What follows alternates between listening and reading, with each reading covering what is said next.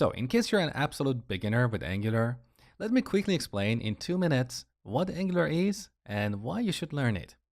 Angular is a framework for building client applications in HTML, CSS, and either JavaScript or a language like TypeScript that compiles to JavaScript.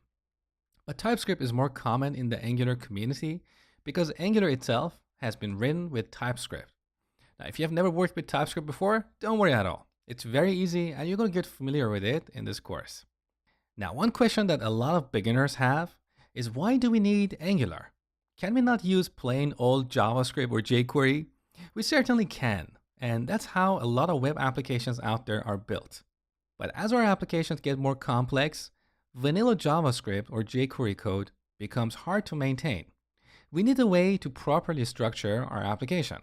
Sure, there are JavaScript patterns out there that help us with the structuring, but these patterns are hard to understand for a lot of beginners to JavaScript. Plus, a lot of applications built with vanilla JavaScript or jQuery are hard to test. And that's why, over the past few years, various frameworks have been built and evolved to make web application development easier. Angular is an example of such frameworks. It gives our applications a clean and loosely coupled structure that is easy to understand and easy to maintain. It also brings in a lot of utility code that we can reuse in various applications, especially when dealing with the user's navigation and the browser history.